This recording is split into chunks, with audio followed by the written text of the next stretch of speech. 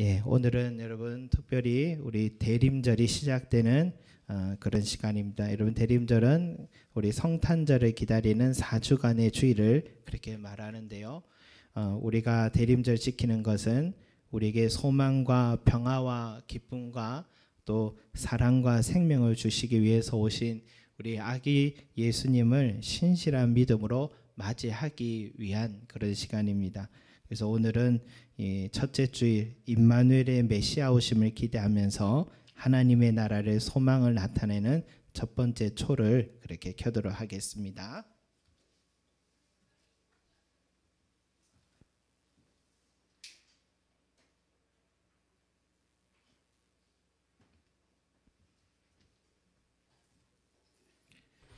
예, 이 세상에서 지고 또 지치고 또 공고한 사람들, 어둠이 있는 사람들에게 이 빛이 소망이 되기를 소망합니다.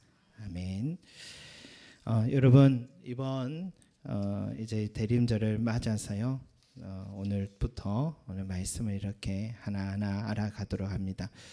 우리 교회에 우리 대형 마트에서 또 스낵 분야에 또 담당하고 있는 집사님이 계신데 우리 집사님이 11월이 되면 걱정이 항상 많이 있습니다. 이 빼빼로데이 때문인데 그리고 또 겨울이 지나면은 발렌타인데이 또 화이트데이가 되면 부담을 또 많이 느끼신 것 같습니다. 왜냐하면 그때가 되면 진열장에 또 소비자들을 위해서 꾸미고 준비해야 될 일들이 참 많기 때문인데요. 그런 날이 있으면 늦게까지 또 일을 하시고 해서 제가 혹시 보너스나 떡값 같은 혜택이 있냐고 물어보니까 그런 게 없다 합니다. 단지 회사의 수익을 위한 것 같습니다. 또 11월부터 라디오를 켜면요 성탄의 노래들이 흘러나옵니다. 마트나 백화점을 둘러보면은 교회들보다 더 빠르게 성탄을 준비하는 분주한 모습들을 우리가 보게 됩니다. 예전에는 성탄을 준비한 손길들이 교회에서 먼저 느끼게 됐는데 요즘은 세상에서 더 많이 느끼게 된다고 볼 수가 있습니다. 그러나 그들이 어떤 이유로 성탄을 준비하는지 몰라도 저 세상 사람들에게 우리가 본받아야 할 것들이 있다는 생각이 듭니다. 그날의 의미를 모르는 저 사람들도 저렇게 준비를 하는데 누구보다 예수님이 이 땅에 오신 날의 뜻을 잘 아는 나는 얼마나 그날을 기다리고 있는가. 세상 사람들 또 기업들이 참 썩어 없어질 물질을 위해서도 저렇게 성탄을 준비하는데 우리는 창조주가 나를 사랑하여 주셔서 독생자를 이 땅에 보내주시고 나를 살리고 또 자기 몸을 버리신 그 예수님이 나신 날을 나는 얼마나 감사하고 기념하고 기다리고 있는가 묻지 않을 수가 없습니다. 그런 나를 위해서 이 대림절이란 절기가 있는 것 같습니다. 그래서 감사한 것 같습니다. 여러분 대림절 말씀드렸지만 성탄절을 앞둔 4주 전부터 예수님이 이 땅에 오신 날을 기다리는 그런 절기인데 분주하게 한 해를 우리가 살아오다 보니까요. 어느새 내가 예수님보다 내가 앞서고 있었고 또 예수님의 은혜를 기억하기보다는 모든 것이 내 수고와 또 내 노력으로 인해서 이룬 것처럼 오해하기도 하고 또 돈이 전부가 아닌데도 그게 우상이 되어서 쫓아다니고 있었던 그런 나에게 이 대림절은 이렇게 말해주는 거예요. 그것이 전부가 아니다. 너의 인생에 더 가치가 있는 것이 있다. 너의 삶은 여기가 다가 아니다. 영원한 것을 쫓으라 라고 우리에게 말해줍니다. 그래서 이 대림절을 통하여서 하나님이 나를 그 독생자를 주실 만큼 사랑하셨다라는 것을 다시 한번 깨닫게 되고 광야와 같은 이 세상에서 정말 홀로 나 혼자 살아야 한다는 그 호젓함에 빠져 있는 나에게 이 생명싸개로 나를 덮어주셔서 안위와 위로를 느끼게 해주는 것 같습니다.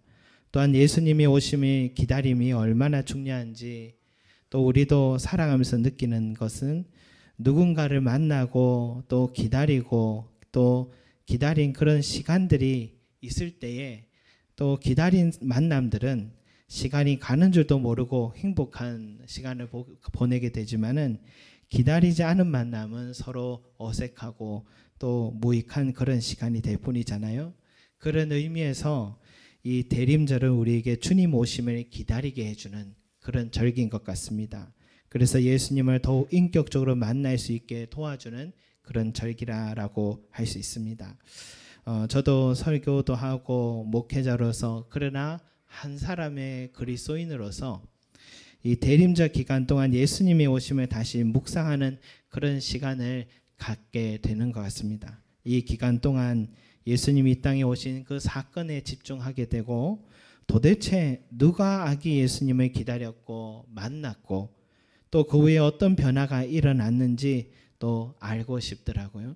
그래서 우리 성도님들 이 기간 동안 주님 오심을 기다린 이 성경의 사람들과 같이 또 초대교회 성도들이 예배 때마다 아멘 주 예수여 어서 오시옵소서라고 기도했던 것처럼 이 주님의 오심을 기다리고 주님을 만나는 그런 시간들이 되기를 소망합니다. 여러분, 사도행전을 기록했던 누가가 사도들과 초대교회 성도들이 왜 그렇게 자신의 목숨도 아끼지 않고 저렇게 복음의 핵심인 예수의 이름을 전파하였던 걸까? 사도 누가는 이러한 질문을 던졌던 것 같습니다. 그래서 누가는 누가복음을 기록하기 시작한 겁니다. 그래서인지 그의 기록에는 예수님의 삶이 요한복음에서는 예수님의 말씀에 집중이 되어 있는데, 이 마태복음에 예수님의 태어나신 이야기가 적혀 있지만 그보다 훨씬 더 많은 예수님의 탄생 이야기가 이 누가복음에는 기록되어 있습니다. 왜냐? 예수님이 이 땅에 오심이 얼마나 중요하신 건가를 이 누가가 거기에 방점을 뒀기 때문인 것 같습니다. 누가가 어찌 보면 대림절의 절기를 갖고 있었다, 절기의 정신을 갖고 있었다라고 말할 수 있는 것 같습니다. 그래서 그에게는 다른 복음서에 나오지 않는 예수님의 탄생의 그 이야기들을, 그 인물들의 이야기들을 더 많이 기록하고 있습니다. 그 중에 마리아와 엘리사벳의 만남입니다. 그 두 여인은 인간적으로 볼 때 임신이 불가능했던 사람들인데 하나님의 능력으로 나이 많은 엘리사벳이 아기를 가졌고, 또 동정녀였던 마리아도 아기 예수를 뱃속에 품게 됐습니다. 그 다음 양치는 베들레헴 목자들의 이야기도 있습니다. 그들에게는 그 천사가 나타나 아기 예수의 탄생을 전했고 그들이 최초의 목격자가 됐습니다. 그 다음 예루살렘의 시므온이라는 사람 이야기도 있습니다. 그는 예수님의 탄생하고 8일 만에 할례를 받으러 예루살렘에 올라갔을 때 시므온은 아기 예수를 만났습니다. 성령은 이미 그에게 구세주를 만나기 전에는 너는 죽지 않을 것이다 라고 예언했던 것이 이루어진 겁니다. 그리고 안나란 여선지자가 있는데 그녀는 남편을 잃고 평생을 성전에서 금식과 기도의 삶을 살았던 자입니다. 그녀도 아기 예수를 만나는 사건이 있었습니다. 여러분, 이 모든 만남은요, 마태복음에 기록된 동방박사들의 만남 이전의 사건들이었습니다. 누가는 평범하고 이름도 없는 이들이 어떻게 예수님을 만나게 됐고, 그들은 이 기쁜 소식을 처음 들었을 때 어떤 반응을 보였고, 그들은 예수님을 처음 만났을 때 얼마나 기뻐했는지 보여주는 것 같습니다. 그래서 그들이 진정한 기다림의 사람들이었음을 우리에게 말해줍니다. 그래서 이 대림절 기간 누가가 기록했던 마리아, 목자들, 시므온, 안나, 그리고 동방박사, 우리 한 사람 한 사람 그들이 하나님을 신뢰하고 믿음으로 얼마나 사랑했던가를 우리가 살펴보는 그런 시간 갖도록 하겠습니다. 오늘 읽었던 이 말씀은요, 이 하나님의 천사가 평범한 일상을 살아가고 있는 약혼자 요셉과 함께 결혼을 앞두고 있던 한 여인 마리아에게 나타나 이야기를 나누는 장면입니다. 여러분, 마리아는 천사를 보고 2번 놀랐습니다. 먼저는 천사가 나타나서 놀랐습니다. 여러분, 우리도 사실 늘 하나님께 기도하지만 하나님이 계신 것을 믿고 기도드리지만 정말 기도하다가 하나님의 음성을 듣거나 하나님의 천사가 또 내 앞에 나타나게 되면 여러분 얼마나 놀랍고 두렵겠습니까? 그렇죠? 벌써 천사가 보이면 내가 떠날 때가 되었나 이런 생각도 들고, 말로만 듣던 성경의 천사가 실제 한다는 사실 앞에 놀랍니다. 그동안 우리가 늘 믿고 기도했는데도 놀라는 겁니다. 지금 마리아도 자신의 눈앞에 천사가 나타나서 얼마나 놀랐는지, 그래서 천사가 마리아에게 마리아여 무서워하지 말라라고 말씀을 한 겁니다. 그래 더 놀란 것은 천사가 했던 말 때문입니다. 은혜를 받은 자여 평안할지어다. 마리아는 은혜를 입었다라는 그 속 뜻을 궁금해하니까 천사가 더 설명합니다. 너는 하나님의 은혜를 입었느니라. 보라, 내가 잉태하여 아들을 낳을 것인데 그 이름을 예수라 하라. 마리아는 그 말이 믿기지 않습니다. 약혼자가 있지만 어떤 관계도 없던 자신을 너무 잘 알기 때문에 임신을 하게 된다라는 말이 믿기지가 않습니다. 그리고 아이의 이름까지도 천사가 정해주고 태어날 아이가 다윗의 왕위를 이어받을 것이라 하고 그 나라가 영원할 것이다 라고 하는데 마리아에게는 난데없는 만남이요 난데없는 그런 말들이었습니다. 여러분, 이스라엘 백성들이 그렇게 기다리던 메시아가 자신의 몸에서 태어날 것이라는 소식은 정말 형언할 수 없는 기쁨의 소식입니다. 그러나 마리아에게는 너무 받아들이기 힘든 소식입니다. 약혼자 요셉이 먼저 믿어줄 리가 없으니까. 그래서 요셉과 약혼이 파혼되고 결혼도 하지 않고 이제는 아이를 가지게 되면 보수적인 유대교 사회에서 사생활을 가진 그녀가 발붙일 곳이 없는 것입니다. 만약 요셉이 감춰준다고 한들 그와의 결혼 생활이 정상적으로 이루어질지도 만무한 일입니다. 그러니 이 기쁜 소식은 마리아에게는 불편한 소식이 되는 것입니다.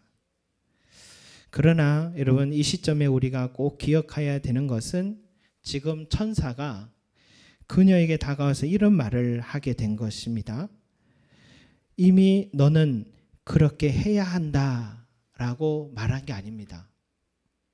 하나님은요, 자신의 일을 자신의 뜻대로 이루시지만 그것에 순종하는 사람을 통해서 하신다는 것을 우리는 잊어서는 안 됩니다.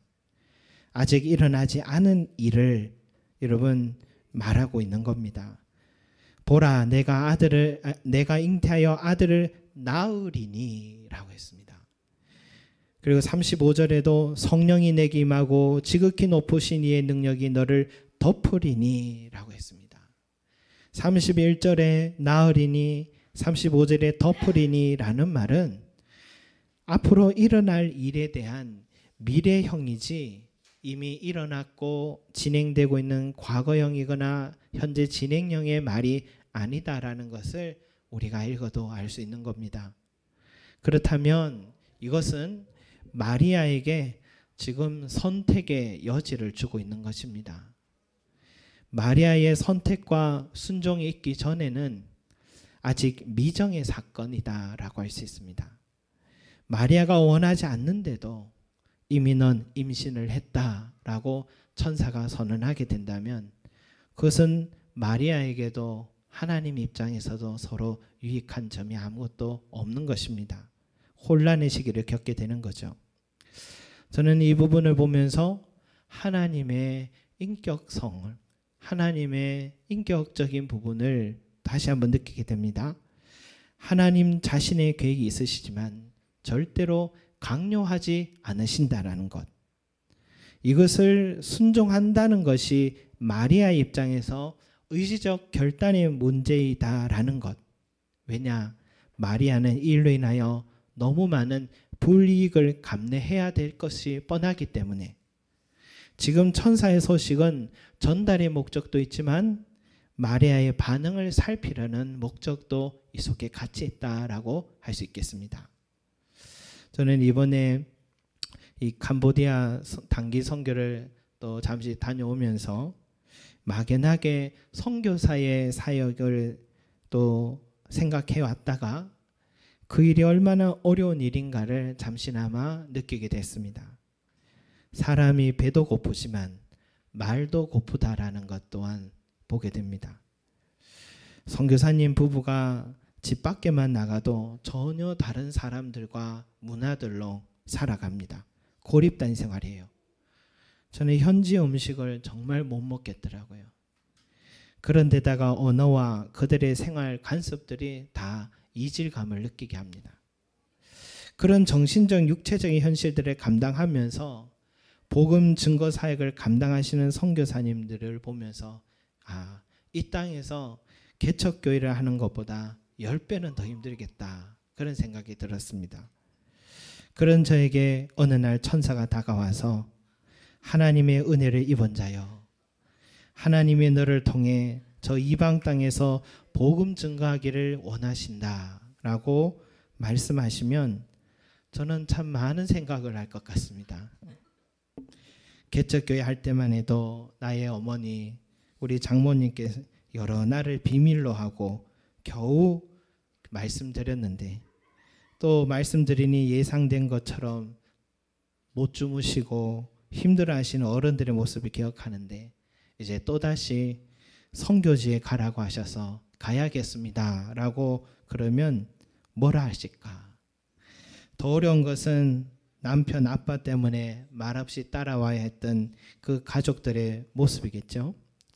이런 많은 생각이 들어서, 그리고 여러 가지 해결해야 할 문제들이 많아서 천사를 처음 본 것에 놀람은 이제 잊은 채 이런 제안 앞에서 저는 주저하며 이렇게 대답할 것 같아요. 천사님, 혹시 사람 잘못 찾으신 거 아닙니까? 그런 일은 좀 신중하게 생각하고 결정해야 되는데 이렇게 갑자기 말씀하시면 어떻게 됩니까?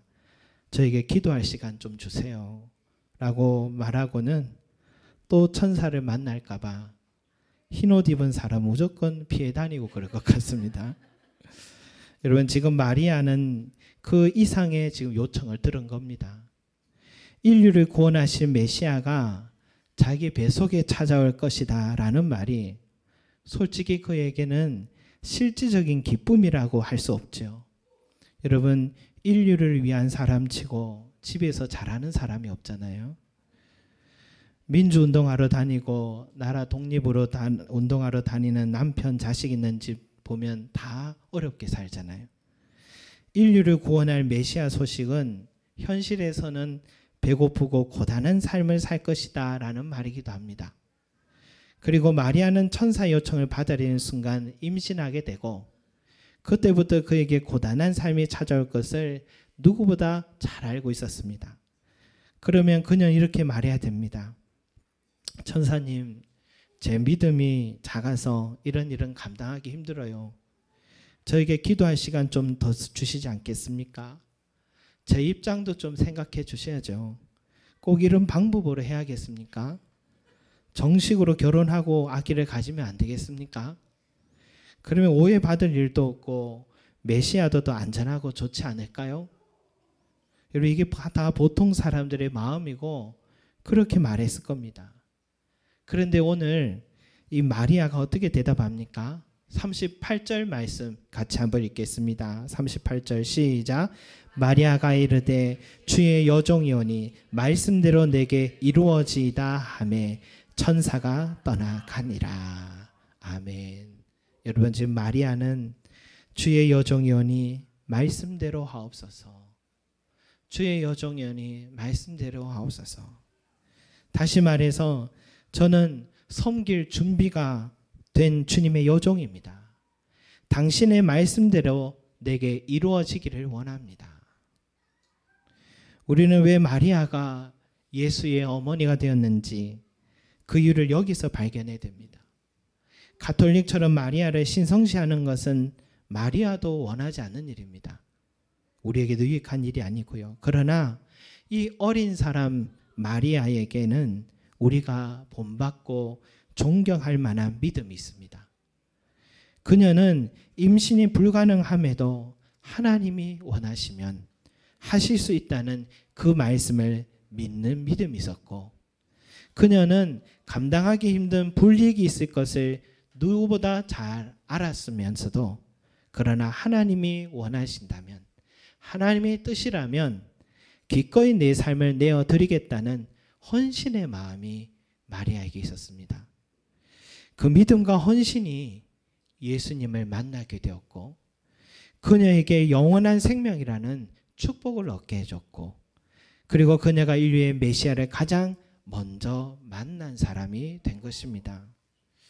최근에 저는 아주 인상적인 두 개의 동영상을 보게 됐는데, 하나는 저기 100주년 기념교회에 심우하시는 이재철 목사님의 은퇴 설교가 있고, 또 하나는 지구촌교회 진재혁 목사님의 사임 설교였습니다. 저는 두 분의 설교를 한번 들어본 적이 없는데 우연히 동영상으로 그분들의 은퇴 설교와 사임 설교를 보게 되었습니다. 이재철 목사님은 선교사들의 무덤이 있는 양화진의 100주년 기념교회에서 이렇게 13년째 목회를 다시 시작했고, 그리고 선언한 것보다도 7개월 앞당겨서 이렇게 은퇴 설교를 하게 됐습니다.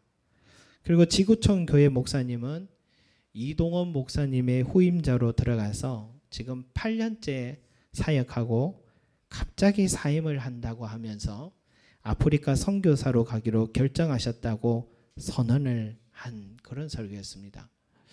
두 교회 다 1만 명이 넘는 그런 대형 교회였습니다. 건강하게 잘 세웠던 그런 교회고요. 그런데 100주년 기념교회 이재철 목사님이 마지막 이렇게 설교를 합니다. 제가 후임자들에게 걸림이 되지 않도록 7개월 앞당겨 퇴임하겠다고 교인들에게 공지한 것이 지난 6월 셋째 주일이었습니다. 오늘 4부 예배가 끝난과 동시에 100주년 기념교회 공식적인 담임 목사는 후임 4인 공동 담임 목사님들이십니다. 훌륭한 네 분의 목사님들을 100주년 기념교회 2대 담임 목사님을 세워주신 하나님의 거침없는 은혜 또한 얼마나 감사한지 모르겠습니다. 내가 내 목숨을 버리는 것은 그것을 내가 다시 얻기 위함이니 이로 말미암아 아버지께서 나를 사랑하시느니라. 주님께서 십자가에서 육체의 생명을 거침없이 버리신 것은 죽음을 깨뜨리는 영원한 부활의 생명을 얻기 위함이셨습니다. 버리지 않으면 얻을 수 없습니다. 오늘을 거침없이 버려야 새로운 내일을 얻게 됩니다. 낡은 가죽 부대를 거침없이 버려야 새로운 포도주를 담는 새 부대를 지닐 수 있습니다. 그러므로 새로운 담임 목사님들의 거침없는 은혜를 얻기 위해서는 이재철을 버리셔야 합니다. 저의 떠남은 여러분들이 저를 버림으로써만 완결됩니다. 따라서 여러분들은 이재철을 버리되 적당히가 아니라 철저하게 버리셔야 합니다. 이재철을 크게 버리시면 크게 버릴수록 하나님께서 후임 공동 담임 목사님을 통해 거침없는 은혜를 내려 새로운 은혜를 내려 크게 누릴 수 있습니다. 사랑하는 교우 여러분, 사랑합니다. 감사합니다. 참 행복했습니다. 주님의 이름으로 축복합니다. 그리고 이재철 목사님은 더 이상 후임들에게 또 피해가 가지 않게 하기 위해서 거창으로 거처를 옮겨서 또 가게 되었다 합니다. 그리고 지구촌교회 진재혁 목사님의 마지막 설교는 이랬습니다. 지난 8년 동안의 모든 사역들을 하나님의 부르신 가운데 이제 지구촌교회 담임 목사의 역할을 내려놓고 하나님이 부르신 아프리카 케냐의 선교사로 이제 떠나려고 합니다. 리더십들과 이미 나눴지만 오늘 듣는 분들에게는 무척 큰 충격이 될 수 있겠습니다. 그렇지만 오늘 아브라함에 다 드려진 삶의 모습처럼 온전한 사랑을, 온전한 믿음으로 온전한 순종의 길로 나아가고자 합니다. 제가 처음 지구촌교회 부임할 때 많은 사람들에게 회자됐던 이야기들이 있습니다. 왜 목사님들이 크고 좋은 교회 가면서 하나님의 뜻이라고 하는가라는 이야기였습니다. 정말 힘들고 어려운 곳에 가면서도 하나님의 뜻이라고 하나님의 부르심, 하나님 보내심 때문에 갈 수 있을 거라고 이야기해야 될 것을 생각해 보았습니다. 이제 아프리카 케냐를 향해서 여러분들의 보내주심을 바랍니다. 지난 8년 동안 너무나 행복하고 너무나 감사한 축복의 시간들을 가졌습니다. 이 두 분의 설교가, 마지막 설교가 이렇게 또 끝맺었습니다. 여러분, 최근에 이 한국교회가 너무 어두운 모습을 보여주다가 저는 이 두 영상을 보면서 이런 목사님들도 계시구나 하면서 감사한 마음이 들었습니다. 여러분, 이런 내려놓는 목사님들의 모습도 뉴스에 좀 나왔으면 좋겠습니다. 이것은요, 곧 붙잡고 또 내려놓지 못해서 하나님의 새로운 은혜를 받지 못하는 우리 한 사람 한 사람, 우리 자신들에게도 경종을 울리는 말들이겠죠. 마리아는 자신의 불평과 불안정한 미래를 불보듯 뻔했지만, 그러나 하나님의 새로운 은혜를 믿음으로 바라보면서 또 하나님의 뜻에 순종하였고 자기의 삶을 드렸습니다. 주의 여종이오니 말씀대로 하옵소서. 우리도 이와 같이 주님께 내 삶을 드릴 줄 알고 온전히 순종하는 그런 믿음의 사람들이 되셔서 예수님의 삶을 내 마음에, 내 삶에 모시고 그래서 영원한 생명을 소유하시는 저와 여러분들이 되시기를 소망합니다. 기도드리겠습니다. 사랑과 은혜가 많으신 우리 아버지 하나님, 어린 마리아였지만 그러나 우리에게 없었던 큰 믿음이 있었고 그에게는 온전한 순종이 있었습니다. 주의 여종이오니 말씀대로 이루어지이다. 주님, 우리에게도 이런 고백을 할 수 있기를 원합니다. 주님의 뜻을 알매도 불구하고 피하지 말게 하여 주시고 그것이 생명의 길임을 알고 그 속에 하나님의 은혜가 있음을 알고 순종할 줄 알고 우리의 믿음을 드릴 줄 아는 과감한 결단들이 우리에게 있게 도와주시옵소서. 내려놓을 줄 알게 하여 주시고 이 세상에 받았던 것에만 매여서 붙잡지 말게 하시고 새로운 은혜를 누리기 위하여 과감하게 내려놓고 또 아버지 우리 두 팔을 벌리고 하나님께 달려갈 줄 아는 그런 믿음의 신앙들이 오늘 우리에게 있게 하여 주셔서 이 대림절 주 예수여 오소시옵소서 기다리며 주님 이 믿음의 결단을 주님께 보여드리며 주님을 맞이하는 우리들이 되게 도와주시옵소서. 감사드리며 예수 그리스도 이름으로 기도드립니다. 아멘.